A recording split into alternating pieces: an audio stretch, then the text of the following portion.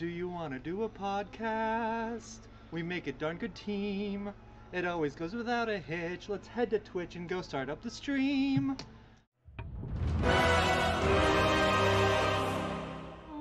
Do you want to do a podcast? It's the Nerd Glasses Podcast. Let's start now.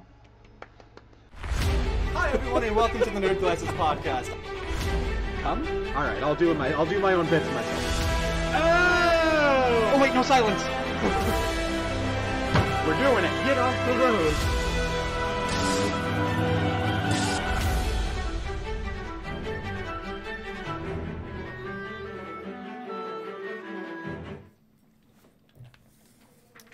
Hey Dave. Hey Motor. I was on an Amtrak trip up to New Hampshire this past weekend visiting family, but unfortunately I ended up falling asleep, missing my stop, and ended up the next state over. I started to get really upset at myself, but then I realized that the blame in Maine lies mainly on the train. I was kind of expecting a Stephen King like joke in the end. You were like, next state over, okay, I know where that's going. I see we're now in King Country. Hello everyone, and welcome to the Nerd Glasses Podcast. I'm Boater. And I'm Dave, man. And today's prediction is actually already underway. You have the chance to vote on what snack or something that we've got to try, two of which are mystery items, one that Dave has provided in the mystery box and one that I have provided in not a box because I was running behind. One of which that's been fermenting in the mystery box. But How literal do you mean with fermenting? Within Twitch TOS. Okay, okay. Let me phrase it this way. It's within St. Jude's ambassador guideline fermenting. Okay. Fermented mystery box is what. Is this what this is going to turn into? We're just going to have Steve also find an item, and we're going to use enticing verbiage to try to get people to vote on them. It's amazing. 1 week, we're going to put down one whole Dan dollar, and we're going to see who wins the Dan dollar. I love this, and I can't wait for some of the stories that we have today. Because what an absurd week of mundane news. And yeah, yet like there's nothing absurd. There's nothing huge, but there's a lot of like little interesting things. And we're gonna start off with I did not find a Twitch ban. Although actually, as long as we're talking about mundane but interesting, I saw this one. I didn't write it down. I wasn't gonna bring it, but there was one where someone had a THC gummy for the first time and then passed out to take a nap on stream and then was banned. That's the kind of stuff that gets you banned. It's like his fourth ban. I don't remember the streamer's name off the top of my head because I didn't bring it as one. But it's like, oh, the mundane but interesting. Yeah. That's the kind of stuff which is why anytime you see anyone drinking on stream or things like that, just know that's totally fine. But if you drink or do things to excess, you will catch a ban. In the terms of service, Twitch states that it is to the point of incapacitation. And while it's not the same as getting blackout drunk, having enough that you just... You'll catch a ban for getting it's that wasted. It's what it is. Anyway, that's the one that I actually didn't have because I forgot the guy's name because I wasn't going to bring it. But Dave, what's coming out in the next 7 days? Is this also mundane but vaguely interesting, or is that breaking from theme? You know what? It is kind of mundane because none of these are titles. The Nerd Glasses Podcast. Mundane but vaguely interesting. Oh my god, after 3.5 years we have a subtitle. That's unfortunately seems like our career here on Twitch. Mundane, but worth your trip if you make it. Honestly, to be mundane but vaguely interesting, I would take that. I would take that as a compliment. As content creation, that's fair. Yeah, like I'll take that. And like vaguely interesting keeps it from being one of those things where like it's a curse to say, may you live in interesting times. You know, vaguely interesting avoids the curse part of that. A worthy worth or a worthy aspirations is more like rigor mortis. I love it. Welcome, more like rigor mortis, to the Nerd Glasses podcast. Vladdy, I don't know what Atrioc is, but if you care to elaborate, please do. The 3 games, and I finally figured it out, by the way. I've been very mean to Steve, where I've been sending him the things for Nerd Vision ahead of time, but then I send them in no particular order. And then, as you know, I don't want to start with the title of the game. I want to lead into it. So Steve gets to play the ha, ha, ha. So I finally sent him the in-order list as they will appear. Maybe in the future. This is a team effort. No, this is a Steve effort is what this is. Well, this is us. This is Dave being a team player with Steve for the betterment of the show. May you live in times interesting to a history nerd. Yikes. So, soon to be banned streamer, says Vladdy. Oh, right. No. Okay, yeah, that name does sound familiar. When they get banned, we will certainly mention something about them, maybe possibly, but maybe not. The first game, coming out interestingly, remember these consoles, on the 31st, which Dreamcast. is today. It's coming out for the Xbox One and the Xbox Series S and X. That's less interesting. But speaking of history nerds, this trailer presented to you in Nerd Vision is Age of Empires 2 Definitive Edition. I'll let the right. sink Okay, in. yeah. Because I was like, wasn't that already out? No, like Age 2 has had so many releases and expansions and stuff, remasters, but like the definitive edition, the Age of Empires definitive edition, I really enjoy because it's a remaster but not a remake. And Age 2 has been running on the same engine and all that for the longest time. So to see that like fully updated as a remaster is really exciting. This, by the way, a less than $40 purchase, does come with every single expansion they came out with since the game was created in 1999. Every single one of them, including the Kingdom of Burgundy. Okay. Which that was the one that caught my attention. It's a real-time strategy game for those of you who don't know. And game designers, it's cross-platform, PC to Xbox. So I don't want to hear you crying about it in the future. Cross-platform NASCAR. I want it. Actually, yeah, because like I was thinking of it from a PC perspective. This is the first time that Age 2 hits console. Mm-hmm. It's always just been PC. I wonder how it plays, because obviously it wasn't designed from the ground up for that, but part of Definitive Edition is reworking some of the game mechanics to be more friendly for that. I maintain Halo Wars, the last game developed by Ensemble Studios, who originally developed Age 2 as well as others in the series. That game worked really well on console. It really did. Designed for console. Had the limit, certainly would have worked better on PC, and eventually did release on PC, and there's a little more there, but all the stuff was there to make it work well on console. This game actually does come with both your controller functions, but as well as keyboard for the Xbox. Mm-hmm. Oh, okay, cool. But they do say they did re-optimize for controller, and so far reviewers aren't furious about it, which, considering it went from a keyboard to a controller, is a really good sign. Yeah. Because, yikes, they're missing a lot of buttons. It's playable.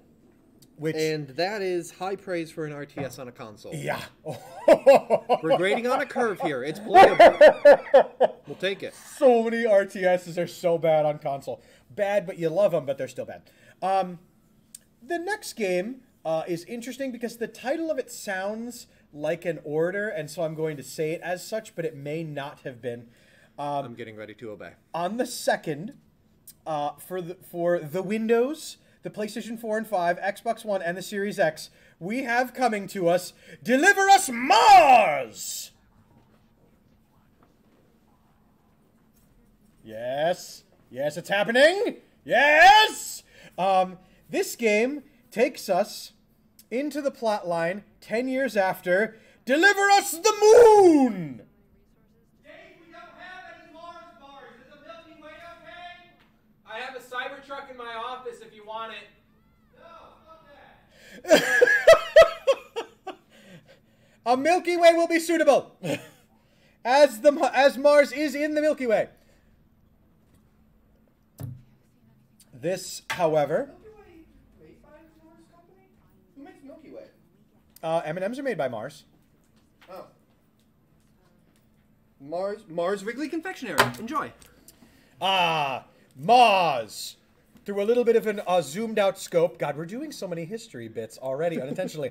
The Milky Way, containing the moon and Mars. Ironically enough, I also ate one of those before the stream started. So this one's mine. So you can have that one. But 10 years after the events of Deliver Us the Moon, but I only wrote it as Deliver Us Mars and Deliver Us Moon because I thought it would be funnier. You play as Kathy, a character mentioned in the previous game. Okay. But was only mentioned in passing in recordings as a child. I like things that do that. I mentioned last week that I was reading The Long Way to a Small Angry Planet by Becky Chambers. What I'm reading this week is the next one in the series, which isn't a direct sequel. Here's a couple characters that had bit parts in that book. Now the focus is on them. So we're seeing that with Deliver Us Mars. Sorry, Vladdy mentioned that he's still waiting for the Bubsy 3D maker with cross-platform multiplayer support. Vladdy, please continue to wait for that, and please continue to tweet at them, because, by God, you keep that studio running. They restock the vending machine every time you tweet at them about it. This game, the whole gist of it, is to recover the Ark Colony ship stolen by this mysterious group, Onward. Okay. I'm interested. It's a third-person action game sort of deal. And it looks very cinematic, but at the same point, very interesting. Which, for cinematic games and for somebody who doesn't like to sit around very often, is high praise for me. Yeah. Our last game is honestly one that I really had to make sure I could talk about in good conscience. Because on the 2nd as well, for Nintendo Switch, PlayStation 4 and 5, Xbox One, and Series X, and on Steam, is, Steve, roll the tape.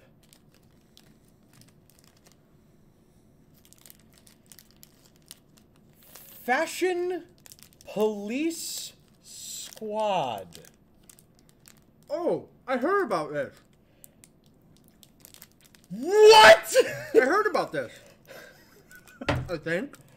Of all the games that I present every week, this is the one that you've overtly said, I've heard of that one. Well, the way you said it, I mean, like, some of the ones that you bring up, like, I haven't heard of. Others are like, oh, hey, this is fine. This is coming out, like I mentioned with AoE 2. Yes. This is like, oh, yeah, I remember reading, like, a preview thing about this. Or it could be one that's entirely different. I could be thinking of a different game that also does Fashion Police, but it's unlikely. So, here's what I will tell you about the game, and then I will talk about what I was afraid of before I reviewed the game. Mm-hmm. It is a Doom clone. It's an FPS. Yep. It does all the things you would want to do. It has really Doom interesting clone. really interesting Grandpa. weapons. I know. Back in my day, you got them in the cereal box. And Bill Gates appeared in one of them. Could you imagine if a Doom clone was in a box of tricks? You just open it up and there's like a micro SD card with an executable on it. First off, awful data security. Yep. So it would actually be, it would be like a Steam code or something, printed on the bottom of the box flap. That'd be so funny. That'd be and cool. So many people would steal those. Solve fashion crimes, collect swag, and drink mocktails. This is a game that, to give you an idea, Sergeant Des, with his belt of justice.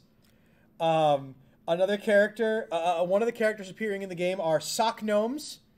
Can't tell if that's a South Park reference or another reference. And then your informant from the inside is called Deep Coat.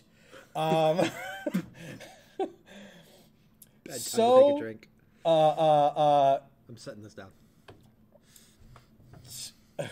This game sounds like something you'd put a porn track over because it's so saturate, whip, and blast your way through with the Fashion Police Squad. And I won't lie, I was really worried when I first heard about this game that it was going to lean very hard on some very outdated and very blue jokes about people that are fashionable, about groups that are more inclined to be more cleanly, about things like that. The good news is I pulled up some clips and I didn't hear a single character voice making light of people's accents or the way that they speak. Good. And they don't make any references, except that they do make light of some people's fashion choices. But they do make fashion jokes back and forth to both the main characters and the side characters. So I feel it's a little bit fair. Yeah. But Fashion Police Squad coming out for literally everything on the 2nd. If you decide to play it, please record the play and send it to us and let us know what you thought. And if you decide not to play it and you see someone on Twitch, mention the Nerd Glasses wants to talk to him. We would love to hear people's opinions That'd be on it. honestly cool. Just like some random small streamer of just like, hey, you played the game that we were interested in, but we didn't get the chance to play it. Come on the show. Tell us about it.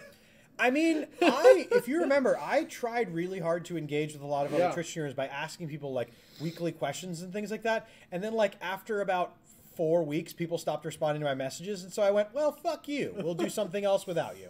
Like, We've tried. There's been a lot of stuff that we've tried. Remember there was about a month and a half when, there was like the insane games like questions that we were putting out trying to do all together.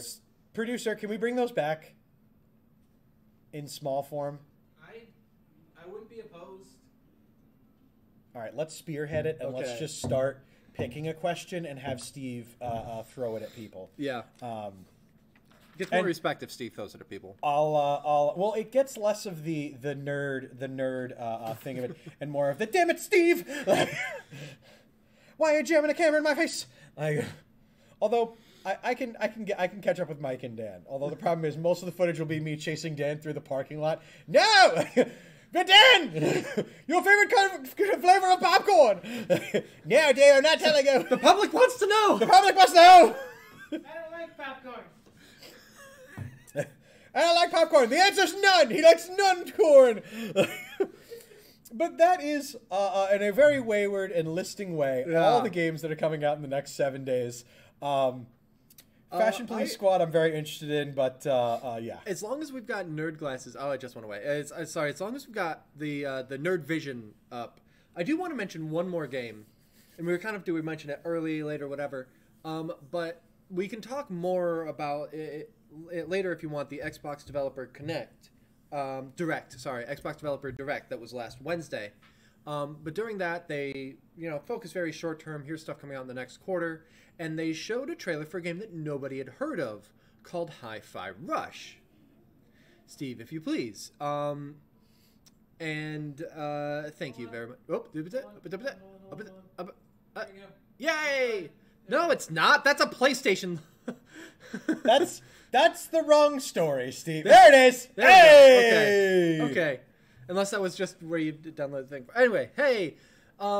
So they showed this off, and it's this rhythm-based action game from developers Tango Gameworks, who are better known for horror games like The Evil Within.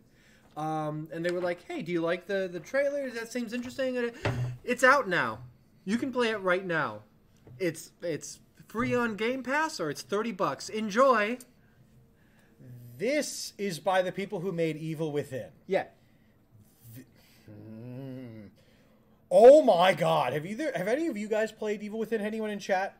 I've not. What a departure! Oh my God! Yeah, this has like Spectacle Fighter and Jet Set Radio style, and it's got a lot of neat stuff going on. And yeah, it just immediately released and was out after zero fanfare. Holy. Which to me is like really cool. Good. I'm glad that they put in parentheses seriously and then naturally for the Evil Within 2. This doesn't make sense. It is very much like it knows what it is. It plays a little tongue in cheek. It is a $30 game if you do not have Game Pass. But like, if this was announced at E3 2021, we would have been sick of its slightly like too self-aware marketing by now, and it would have come out and probably would have just been a dud. But this mixture of coming out at just the right time when everyone's like, Microsoft doesn't make games anymore, meh. You know, so coming out with that and just the immediate drop and really positive acclaim, yeah. So it comes out / came out last Wednesday the 25th. You can play Hi-Fi Rush right now. It is out on Xbox Series X and S. I think Xbox One, I'm not positive, but also out on PC. So I will probably be grabbing it on Steam myself. Nice. Looks fun. Looks good. Still can't get over. Because Evil Within, like, terrifying game. Evil Within, also terrifying. Both very... They're scary, but they're scary to the point where you're like, I must know what's in the other room, but I don't want to go, but I have to go. Yeah. So you hate yourself for doing it, but you do it. So I had thank you very much, Steve. We can... I don't think we need to stay on Nerd Vision anymore. I had kind of wanted to play that game just to be like, hey, this just came out, and whatever. Unfortunately, I didn't get the chance to. So what have you been playing recently? Thank you for helping me with the segue, Dave. I played... I'm going to highlight 2 games that I played. One is called Abzu. It's ABZU, and there's like a little accent over the U that's like kind of... carrot. I'm not sure what it's called. But it's from the same, I think, narrative designer as Journey. Yes. As well. Okay, so you're familiar with it. Oh yes, as well as the same composer. And it is so nice. Like I jumped into the game because I had something I was on the Xbox home screen, and it was like up to 70% off these titles for the new year. I was looking and it was like 40% off or something. I was like, that looks interesting. I hadn't heard of it before. Did you get Abzu for? It was like $6 or something. That's a steal. That's a good game for $6. My God. It was under 10. The steals you people are getting. Back in my day, you paid full price. So I went into it completely blind, which was great. Like, I had no idea what to expect. And yeah, it is a very minimal kind of thing with how it feeds you the story, but you can read into it, get a whole lot more out of it. And I super, super, super enjoyed it. If you liked the Endless Ocean games that came out for the Wii, it's really funny you should mention Abzu. You would really like Abzu because it's taken what Nintendo did. These are not at all related titles, but in so much as it's ocean exploration and this really chill like gameplay and all these things going on. My God, the game treat yourself. The game to a somehow little bit of Zen. passed me by, but it came out in 2016, so it should be relatively easy to find on discount. But even then, its full price is under $20. So it's definitely worth it. So enjoyed that. The other one I played, you might remember back when I got my Series X about a year ago. I think this past week was when it came up in memories of fighting with FedEx to try to get the damn thing. It came as a bundle with 2 games, one of which was NBA 2K whatever, don't care. The other one was Far Cry 6. So I finally got around to installing and starting to play Far Cry 6, and I am so far enjoying that as well. I haven't played a Far Cry game before. All the reviews that I looked at are like, oh, it's more Far Cry. Interesting. If you've played Far Cry before, you know this one, and it does the whole, it's a tropical island kind of thing, exactly like Far Cry 3 and 4, and, you know. And I'm like, well, I haven't played it before. It's an open world Ubisoft game. There's, you know, map icons galore. But if I focus on just what I'm enjoying out of it, then it's great. Like, for instance, last night when I was playing, I unlocked an amigo, which is an animal that can follow you around and help you out. The first one that you get is named Guapo. It's a crocodile that will fight with you. Oh my God, that's even better! Because all I pictured in my head was like a middling-sized, short-haired dog. So that was the first one. But last night, I unlocked Chorizo, who's a dachshund with his back legs don't work, so he's in a little wheelchair. Stop it. That's adorable. And he doesn't fight, he just distracts. He goes up to a guard, and then you say, Chorizo, go. He's like, and you can sneak around behind the guard. He has a quest line before you get him. It's wonderful. So I'm enjoying Far Cry 6. That's amazing. Is Far Cry 6 the one with one of the bad guys from Breaking Bad? Yep, the Giancarlo Esposito. Yes. Anton Okay, so that was the game where Castillo. they took all the players' stats and they had Giancarlo Esposito appear and be like, "You'll never defeat me." Like they basically took the player base and went like, and so of course the Far Cry players were like, "Oh yeah, like, helicopters." Yeah. Demon Dragon Chorizo is so cute. I was playing the bits and I was like, Xbox record that. Xbox record that. Please feel free to send me any of those forever, always. When you do a quest, it goes into like this kind of like gray space where there's just the dude talking and also there's the text over here talking about the text. So whatever. Then I talk to Chorizo and it goes into the quest thing and he's just barks excitedly.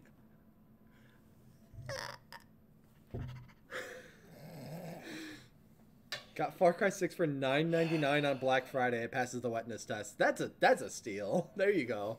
I fear for Far Cry 6 if Mike has it. I do. I genuinely do. Because if you watch Retro Wednesday, you see what Mike does with games that fold their arms and do the whole boss like, well, Far Cry 6 is like, it just lets you be creative and,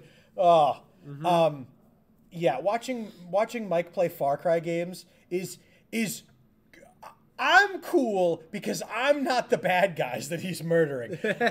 Also watching Ant play Saints Row's games. Similar fear factor for me. Oh,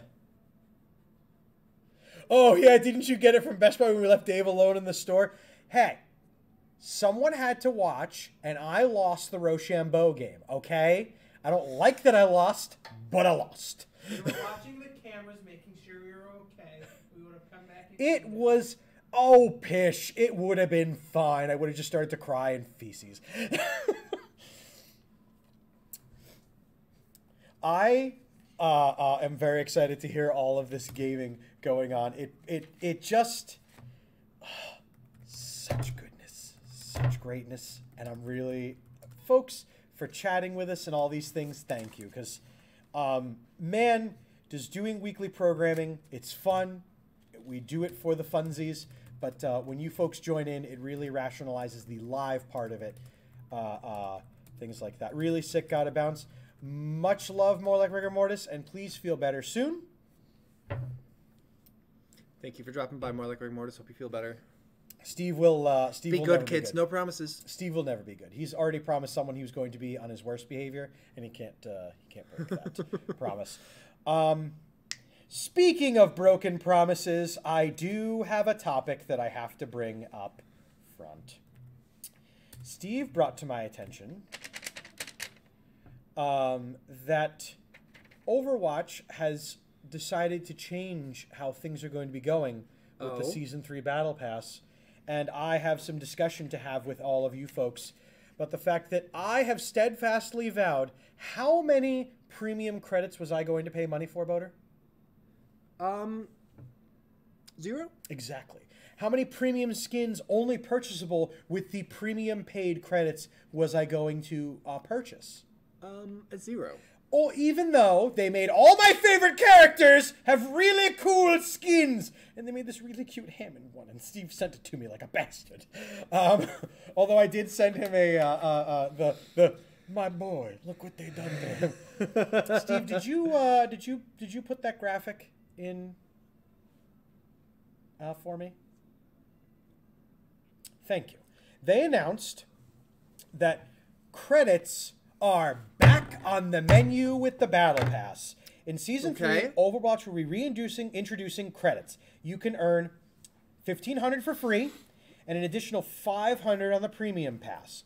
So, Premium Pass, not Premium Pass, you can get between $1,500 and $2,000 credits to buy skins. Okay. You will be able to unlock nearly all Overwatch 1 skins, including event skins, and legendary And skins. each skin will cost 75,000 credits. Actually, funny enough, in the same breath, knowing the people were going to say that, legendary skins will be reduced from 2,200, which they have been, to 1,500 credits or coins. Okay, so one season of playing Well, yes, can if get you a you legendary complete skin. the battle pass, you can purchase one premium skin. That seems like a fair exchange. Yeah. Now, my question to thine, you the producer, and you the folks, I try not to be a big old hypocrite. And when I pound the table and say I'm not going to punt, I don't fucking punt. But if I pound the table and say I'm not buying premium credits, but the game hands me premium credits I think for you use are with something well, I purchase. I think you are well within your moral prerogative to be able to use them. Because what you're saying, like your objection is, I'm not going to hand over my greenbacks. Yes, that's the thing. I don't And want if to they buy... say, what about for free? And you're like, well, I'm not giving you money, am I? Then yeah, gimme. It's kind of, to me, it kind of bakes into the similar idea of the loot boxes. I purchased exactly bingo of them. I had thousands thrown at me because you play the game and they're like, by the way, here's 50 loot boxes.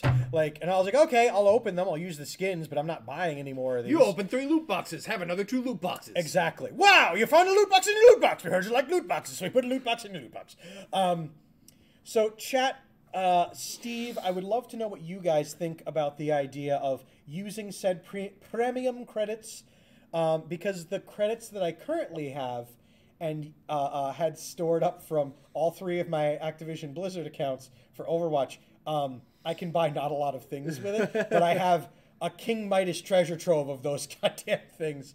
I miss loot boxes, lol, says Mr. Wet.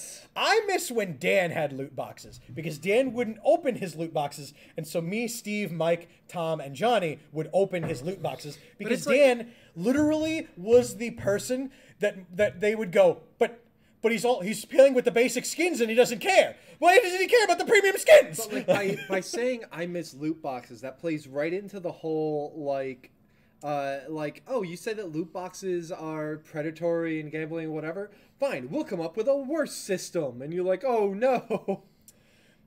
I mean, it's just like, remember when everyone used to say, I remember when we didn't have DLC. I miss when we didn't have DLC, and now DLC is the kind of thing you'd rather have rather than... Yeah. I mean, for me, the golden era was when DLC was game expansions. Not like some, like I have occasionally bought DLC for cosmetic stuff. Very rarely, but I have. But like for me, like the most bang for the buck and what feels good is like expansions, which is like, a lot of work was put into making more games. So pay a bit for more games. Yes. But Dave, don't you want horse armor? Listen here, Amp. I did want horse armor. I wanted it, and I wanted it, and I wanted it in Oblivion. And then I remember that they released an edition that had all the DLC on one disc, including the Shivering Isles, and I bought that. And then I got horse armor. And then you know what I thought to myself? I don't want this anymore. Because, boy, was it bad. And it made my horses dumb. Like, my poor ponies. Thank you for the lurk, love, Alec.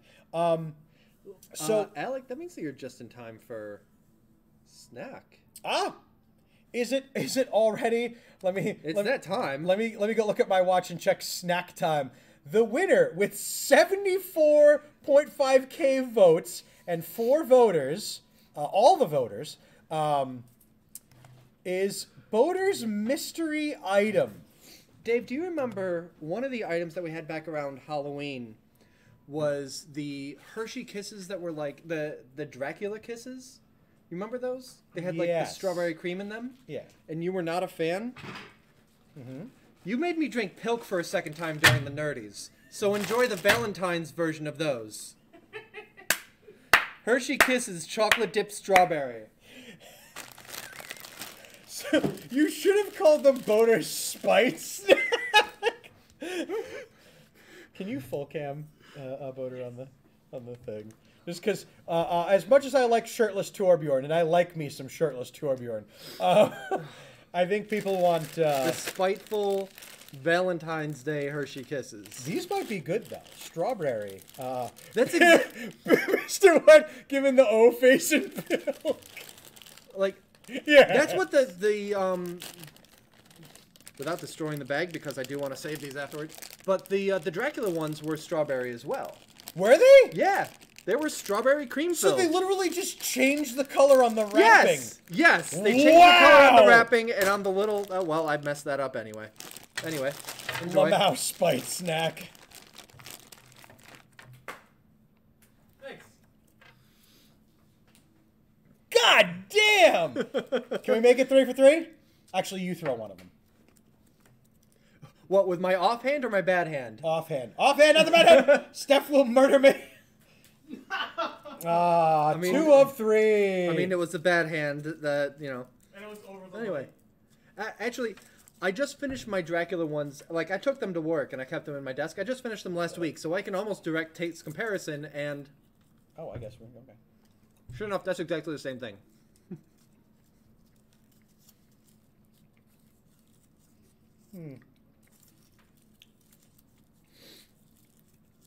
I got these to restock, and then I was like, you know what? I know Dave didn't like them last time, so we'll see how he does on them this time. I don't hate that this time. I don't know.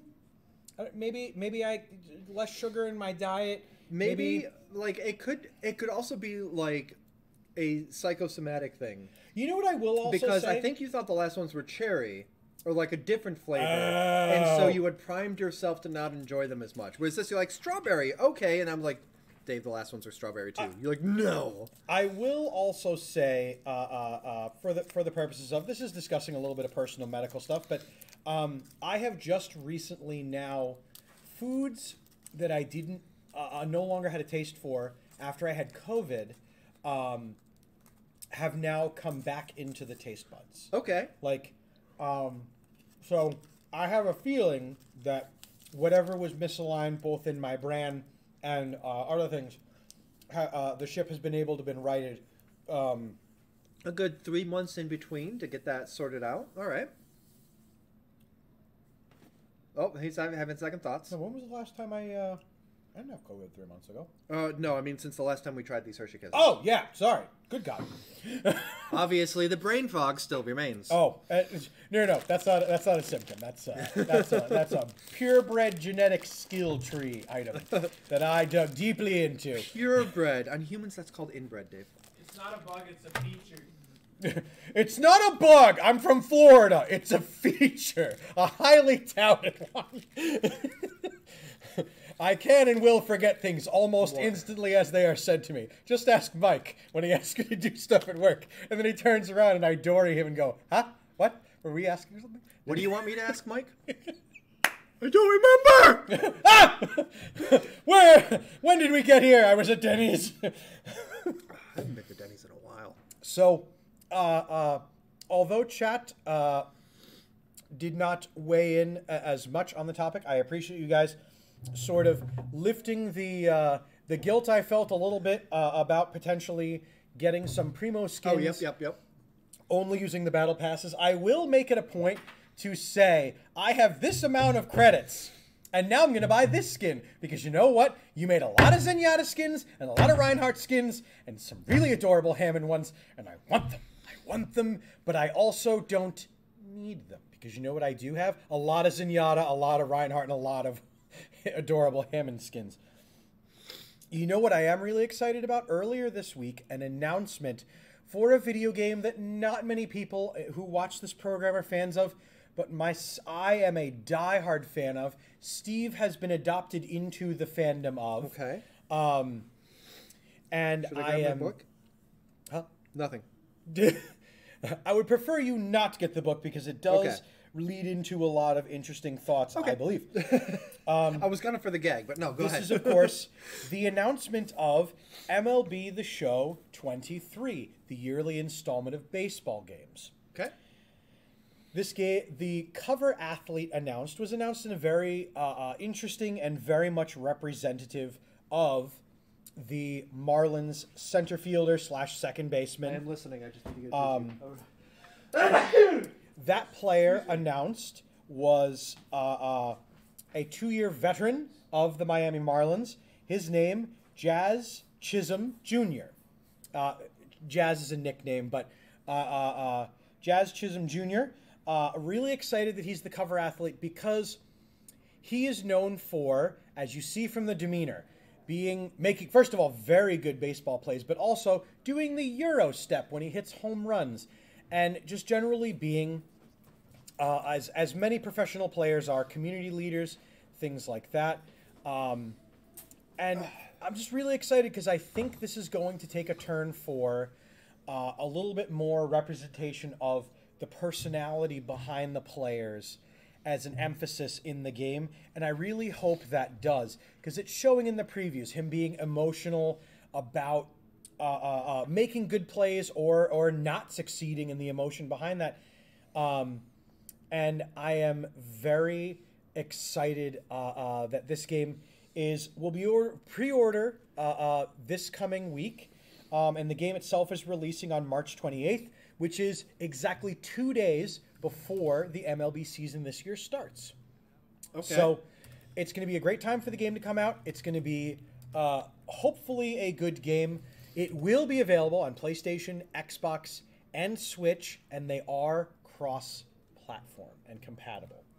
So you can play against your friends who have all sorts of different copies.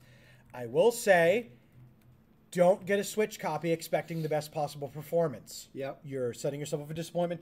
But I was really excited to see Jazz as the announced athlete. I was watching Santa Monica Studios stream about it, and then all of a sudden, Jazz appeared in the middle of the two speakers. And I was like, holy shit! I was like, what is he doing there? And then they announced he was the cover athlete. I was like, oh my god! Like, what a great pick, and what a personality, and what an interesting thing to be coming for the MLB.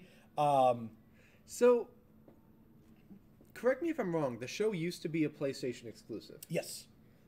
Is this the first year that it's not? Or am I just, not paying attention? We, unfortunately, on this program, talked about this when it did become... See, it tickled that little bit of my...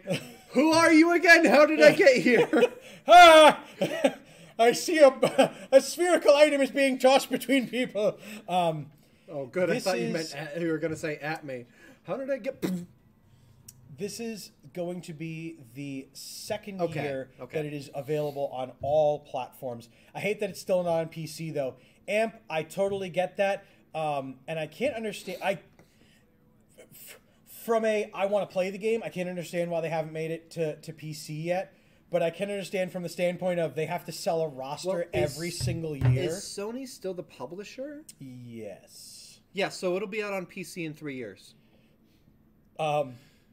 Yeah, I also have a feeling it's because, Thank PC, you, Steve, for laughing at that one. I appreciated that. PC can just fix it and update the players and do all these things. And I will say, of all the studios, when things go wrong, Santa Monica is very good at communicating it and getting it out to the players that they know there's an issue. I will say it's been kind of a bummer when we try to go play online and we open up the game, and the second the game opens, big-shouldered Shohei Ohtani's right there, and all of a sudden it comes up, servers are down, sorry for the inconvenience. And I'm like, damn! But if you just weren't so upfront about it, I'd be more angry. Yeah.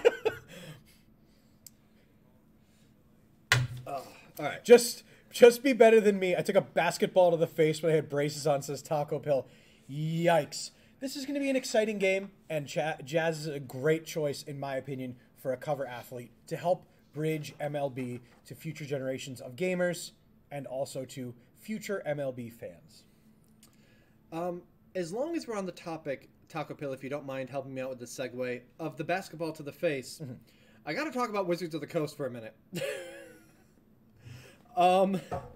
So yes, with how everything's been going and under threat of what the OpenRPG content license might do to them, whatever, Wizards said, all right, never mind all that. We're not going to do 1.2 or 2.0 of the OGL. It's just going to stay with 1.0A. And we are putting the SRD 5.1 into Creative Commons.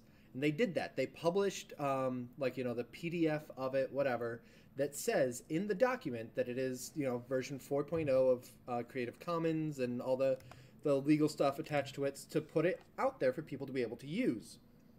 Mm-hmm. Which is definitely a win. However, I feel like their legal team could have looked at that document just a little bit longer, because in the document that went into Creative Commons, there are certain terms that in the past they have been very protective of, such as Owlbear, Beholder, Baldur's Gate, and the vampire Count Strahd von Zarovich.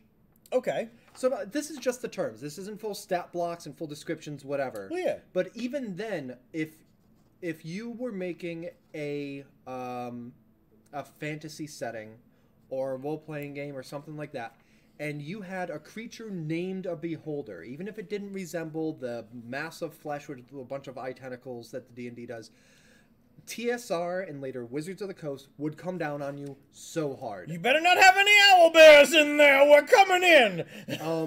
This is stuff that they were super protective of as part of product identity.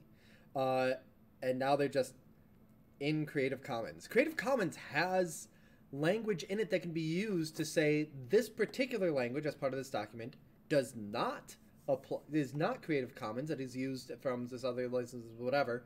But that language wasn't used. Those terms are Creative Commons. So again, you can't make you can't make Strahd von Zarovich as he appears in Ravenloft, whatever. But something that I saw that was kind of a initial analysis of it said that, like, yeah, you can have some disgraced nobility, the vampire of Strahd von Zarovich as a bartender in your tavern or whatever. It can be a thing. You can have bear owls. Them's is fine, but you had better not genealogically switch 'em up anymore than you got. When I played Pugmire, they had bar rules as a creature that you could use. Oh, God! They're all Avatar The Last Airbender creatures.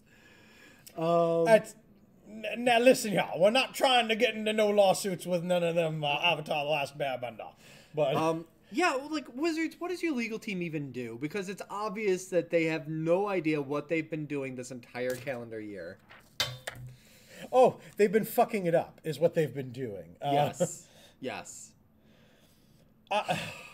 Good job. What a thing. By the way, I kind of want to have Joe and Amy on again, just, like, give it another couple weeks, make sure there's been no more major developments, and then we have, like, an after-action report on how the whole thing went down, having Joe and Amy on again. Let's get at Geek for All about that, and stay hyped, people. Keep it tuned in here to Insane Games TV here on Twitch. Make sure you join the Discord down below. Hit that follow button. You get a shout-out here on air. While we're talking about Wizards of the Coast, 'tis the season for taxes to be done and for companies to cull the masses. Last week we talked about some of the many employees that unfortunately found out that their badges no longer got them into what used to be their job. And now I found out that Hasbro, in the last 7 days, has laid off about 1,000 employees, which I remember every time I talk about these stories, when we talked about it on Behind the Counter years ago, Dan always goes, well, what's the serving size of that? What does that mean? Because 1,000, is that a lot? Is that a little? I don't know. And it's just a buzzwordy sort of thing. And that was an entirely fair assertion. So to give it an idea, that is 15% of the global full-time employees. That's a lot.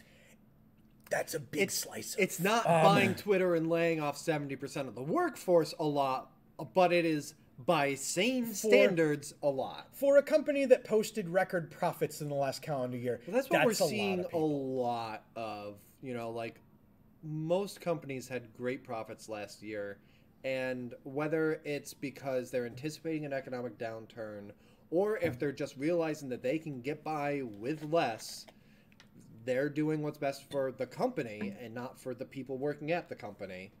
And it's not just them. It's not just this industry. It is something we are seeing on a global scale. Unlike Microsoft, who announced that positions that were eliminated, people that were dismissed, were because their positions became redundant. When they combined a lot of departments, when a lot of things went remote, when other things that happened, which was fair and seemed really Microsoft got ahead of it and really told people, like, and met with them and informed the employees, this is what's happening. We're not happy about it, but we have to. So Whereas never a good thing. Hasbro seemed to just kind of just lay the axe down and go, back to work, peasants. Like, yeah. It's on the one hand, you can look at it. We're seeing a lot of layoffs now after places moved to remote work over the past couple years and figured out how that went from being just during Corona to being a permanent thing, and how that affected them. And if you want to be charitable to corporations, and you are by no means needing to do so, if you want to be, you can interpret it as they could have laid these people off a year ago while it was still, during COVID or whatever, and they were like, well, let's keep them on and then see how this goes. Again, that is more charitable than even I want to be. It is just something bouncing around in the old noggin for Bendy's advocate. I just really, man, Hasbro, what a time you've had in the last couple of months. Hopefully, you write some of these things down and don't write that in the end it was all okay. Write down that you really shouldn't fuck with the D&D people. Like, because if anybody's going to read an entire legal document, it's a rules lawyer. All right, Hasbro, 30 times on the board. I will not fuck with rules lawyers. I will not fuck with rules lawyers. No. In Elvish. But not Tolkien's Elvish. That's legally distinct. Yeah. You have your owlbears, so you will not. So I think in D&D it's Elven, not Elvish. God damn. Get the words right. Oh, we have a hydrate. The most I have is ginger ale. Sorry, I didn't even realize we had a hydrate redemption. Yes. I didn't want to interrupt you mid-thought to be like, we have a hydrate in town! Like, but I did add some of those, and I will be adding some other things. I need to fix the spelling on the one on my channel. I've had it up for a month, and then someone was like, yeah, it says, I know it's supposed to say sponsored by Delby, but it just says sponsored. Oops. I thought that was intentional. Nope. I won't lie to you. Nope. I looked at that and I was like, what a funny word boater put there. I appreciate that you think any typo on mine is intentional, because no way I would be able to mess up words, but... Listen, I sat in a set piece and watched you mull over hundreds of pages of scripts. I really did genuinely assume that it was intentionally done. Drafts exist for a reason, and that happens to have been the first draft that went up on that redemption. Thank you for helping me proofread, everybody. Love it. So... Excuse me. You know who else, company-wise, didn't have a really great time? But not a bad time. Just a bad time. Okay, you're gonna have a bad Riot. time. Oh. Riot recently again had a bad time. Hold on.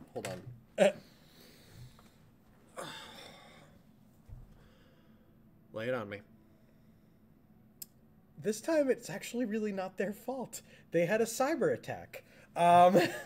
And so, source code for League of Legends and Team Fight Tactics was compromised. And the people who stole that stuff are ballsy enough to ransom it back to them. Like, we'll give it back to you if you pay us this amount, which, by the way, piss poor choice on your part, because any information that you have you're gonna get caught. You're gonna get caught, and you're gonna look real bad for it.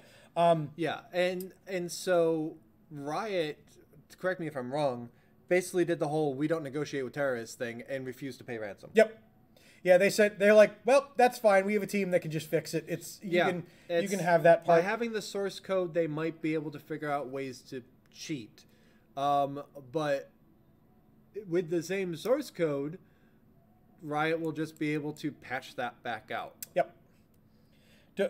Don't worry, your cheats will work for maybe half a season, and then they'll get on top of it, because you want to talk about competitive player bases that don't fuck around. League of Legends, don't even bother trying to cheat. Don't.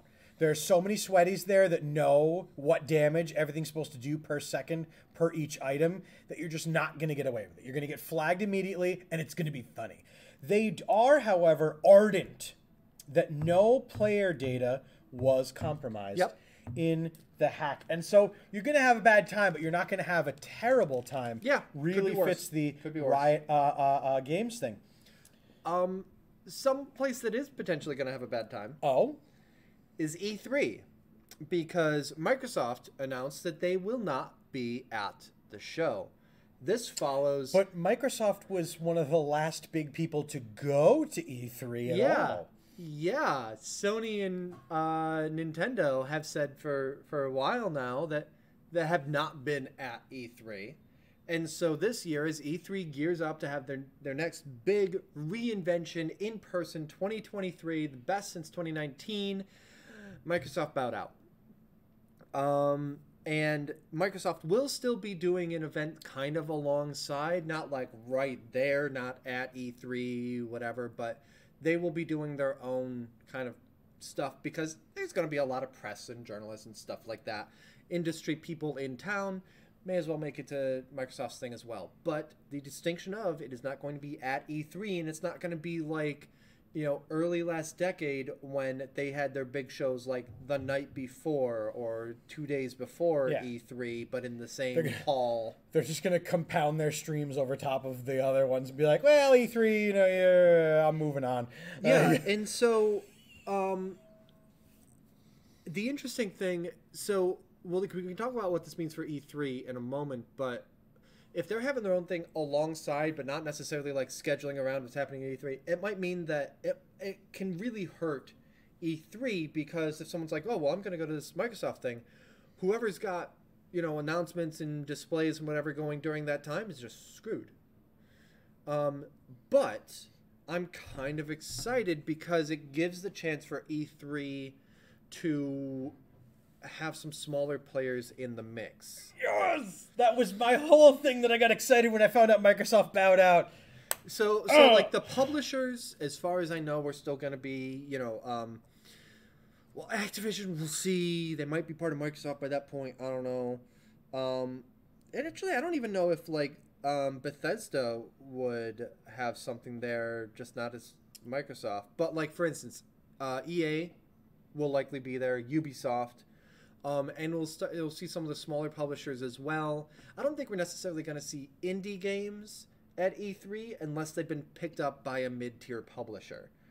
But some of the stuff that like can kind of come out of nowhere on a Steam release, we're not necessarily going to see that. You know who could definitely make an appearance, who's not affiliated with any of those major companies? Yes, Bo? Their glasses, right? I mean, you know, we are. Tell Dan we need E3 passes. Actually, I remember years ago, Dan did look, and Insane Games could get E3 passes. Like we could get vendor passes, like to be able to be at the convention pre, during, and post. Which I said to him, I was like, I just want to go around the floor. I'm sure we could get press passes. Oh my god. You and I in matching play live gear. Hi, we're with the Nerd Glasses podcast. Which major network are you with? Excuse me. We're the stream that Epic Games looks up to us. Okay? So I don't want to tell you your job, just like you don't tell me mine. All right? Speedrun kicked out of E3 any percent. Dave will not be on the Nerd Glasses podcast for the next 6 to 8 months because he saw Ninja, totally lost it, ran up and just screamed Roman Reigns and just jumped and punched him in the face. I don't know why, but watch the old Nerd Glasses programs. You'll figure out why. But man, if you guys want to see Nerd Glasses at E3, start on every social media platform adding Insane Games. And we'll see if we can't make it. Don't do that, poor Dan. Get it trending on Mastodon. Get it trending. Yes, get it trending on Mastodon. And OnlyFans. I don't. But I really agree that I think this is going to be the year that companies that don't normally go to these things, production studios that are not of large size, but are not 3-person teams. But at Yeah. the same point, a 3-person team, this might be the year that E3 goes, listen, you can have a convention room for 45 Yeah. minutes, like, and Or you even can talk just about, like the affordability of regular booths. Like, so this is something where E3 isn't going to be the same that it was 15 years ago. It when, can't. It when you can't. think of E3, the first thing that you think of was this massive public show in the late aughts, early teens. And just for so many reasons, like the 24-hour gaming news cycle online takes a lot of wind out of those sails. E3 used to be the place to hear about stuff coming out for the next 6 to 12 months. It's certainly everything coming out before the holidays, and that's not the case anymore. But it can be many different things. Like we've made jokes about what does the Game Awards want to be. Even it doesn't know. What does E3 want to be? It's got to figure that out, but it has a chance to do something really good for mid-tier publishers. Like, of course, Ubisoft and EA are going to be there and have big stuff going. Like, of course, Activision, Blizzard probably will, because their acquisition probably won't be figured out by then unless they implode. I don't know. But, like, mid-tier publishers have a real chance to have more of a presence at the show and to get stuff in front of a receptive press. it's going to be good news, it's going to be good media coverage, and as long as they don't have a foam pit where people fall and hurt themselves, you'll have a better time than the last TwitchCon. Speaking of biffing it really bad and sticking the landing, Ouch. no, it's pronounced Kadabra, was the Pokemon. 2002 was the last time we saw Kadabra in the trading card game. Yep. If everyone remembers, we talked about this 2 years ago when psychic and celebrity Uri Geller had previously sued Nintendo, the Pokemon Company. Yep. And Nintendo, yeah, and a couple other companies. Because he felt that Kadabra was using his likeness, not necessarily like his face. Well, in fairness, the name in Japan was Young Geller. Yeah. And Youngerer. From And it's holding the whole Ben Spoon thing, which was kind of Uri Geller's which was main his shtick. big Yeah. like trick that he was able to perform. So perfectly reasonable. It was one of those things in court. They were like, the court literally was like, all right, it is violating fair use because Young Geller is literally using your name. Yeah. And it's the fact that it was the kind of thing that it's like, legally you're in the right, but socially you're being a douche. which is why in 2020, Uri Geller went out and specifically said, I was wrong, I was a big dick Yep. about this, and gave the rights that he had sued for back to the Pokemon Company. And the Pokemon Company made a big showing of it, and they accepted Yep. Uri Geller, and they thanked him because that's the reason they put that in the game in the first place, because Yeah. they liked him. Yeah. He's back on good graces, and he's going to be back in the TCG set for the first time since 2002. Coming in June is a Pokemon card set called 151, which, for me personally, is a Pokemon set that, as long as I win the lottery, I will be buying a lot of, because it's the original 151 Yep. Pokemon.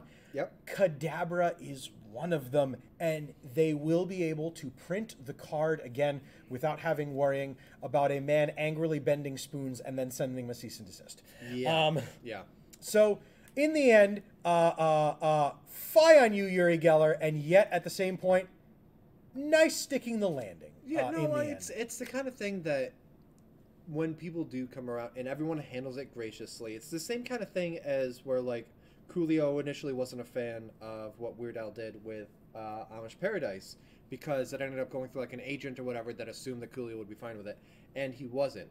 But, that idea persisted for years, even though it was really a relatively short amount of time that he was like, oh, no, I see what he's doing here. Yeah, that's funny. That's fine. You know, and it took years for it to be public that no, Coolio's actually fine with it. Shut up about it already. I liked that, actually. It's very funny you should mention that, because I heard Gangster's Paradise before I heard Amish Paradise.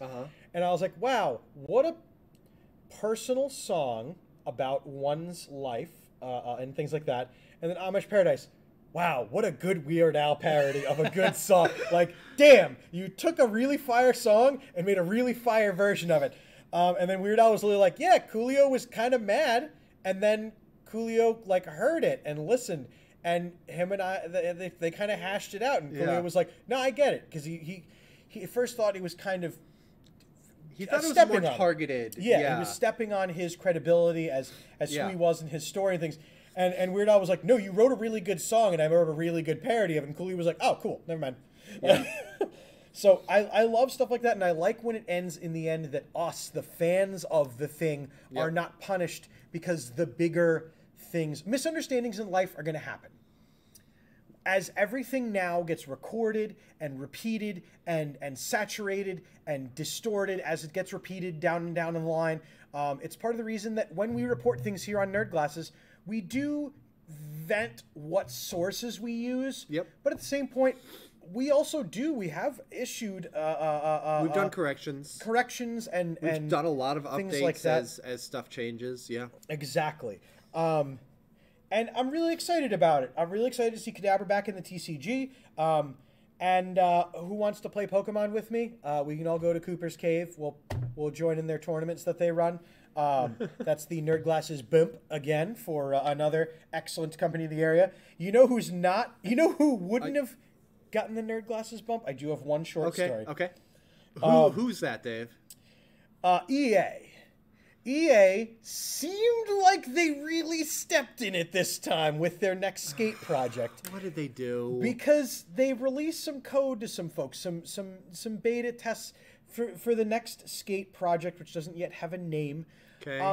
And then they did some updates to it, and they sent this out to people, and people was like, oh, so you are putting loot boxes in the next skate game. And the internet immediately already had the torches, and they went, well, how many times we got to teach you this lesson, old man? Well, as it turns out, EA literally went, whoa! Listen up here, people. Here's 4 points about these things. The next skate game will not be pay to win. The next skate game will have no maps behind paywalls. The next skate game will have no paid loot boxes. And the next skate game will have no paid gameplay advantages. So the loot boxes are going to be more akin to the Overwatch ones, where predatory practices as loot boxes are. It's probably just going to have cosmetics and BS that doesn't matter behind it. Yeah, but this is EA testing the waters again. It is, but I appreciated that they were able to firmly say, without their nose growing, those 4 points. Okay. And, like, you know, the stuffing wasn't flying out behind them as they were saying it. Because Lord knows, there's plenty of EA employees that would go, I'll get fired for this, but that's a lie.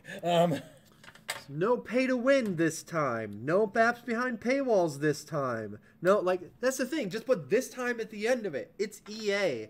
They will keep pushing that. True.